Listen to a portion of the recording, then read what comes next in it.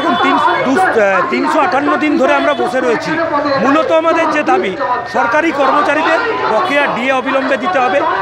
দ্বিতীয়ত হচ্ছে পশ্চিমবঙ্গের যে সমস্ত শূন্য পদ রয়েছে সেই শূন্য পদে অবিলম্বে স্বচ্ছতার সাথে নিয়োগ করতে হবে। তৃতীয়ত হচ্ছে যারা অনিয়মিত রয়েছে তাদের নিয়মিতকরণ করতে হবে, অর্থাৎ কন্ট্রাকচুয়াল স্টাফদের পার্মানেন্ট করতে হবে। আর এর আগে 10ই মার্চ আমরা এই আন্দোলন করতে যে অনেকের প্রতিহিংসামূলক বদলি হয়েছে তাদের ট্রান্সফারটা ফেরত আনতে হবে। এই দাবি নিয়ে আজকে কলকাতা জুড়ে হাওড়া, শিয়ালদা এবং হাজরা মোড় থেকে 3টি পয়েন্ট থেকে মিছিল শুরু হয়েছে। মুখ্যমন্ত্রী কি পরপর যে আপনাদের ভয়ে কি দুবার যে ডিএ বাড়াতে বাধ্য হচ্ছে, সেটা কি আপনারা মনে করেন আপনাদের সাফল্য? একদমই আমাদের সাফল্য। যদি যেহেতু মুখ্যমন্ত্রী দেখলেন যে নবান্নের দোরগোড়ায় সরকার, নবান্নে কর্মচারীরা নবান্নে দোরগোড়ায়, তাই ভয়ে পারতে যে 4% দিয়ে ঘোষণা করত। যদি আগাম প্রি প্ল্যান থাকতো তাহলে কেন নবান্ন থেকে ঘোষণা করলেন না, কেন পার্কে যেয়ে ঘোষণা করলেন? এই আন্দোলনকে ভয় পেয়েছেন, কারণ উনি আন্দোলন করেই মুখ্যমন্ত্রী হয়েছেন। উনি জানেন গণ আন্দোলন কি করতে পারে।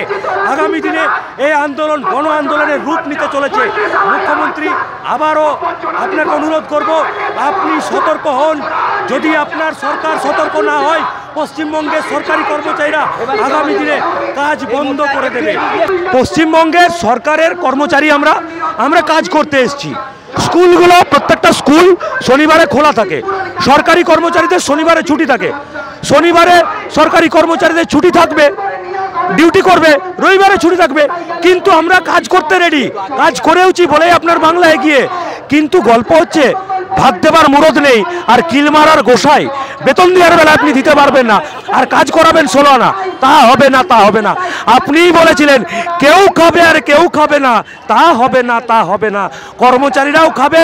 আপনার নেতামন্ত্রীরা যেমন চুরি করে খাচ্ছে, কর্মচারীরা হকের টাকা নেবে।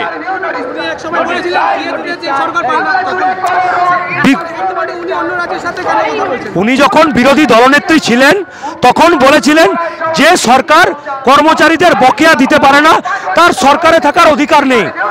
আসলে মাননীয়ার ব্রেনোলিয়া খাওয়া দরকার, ভুলে গেছেন।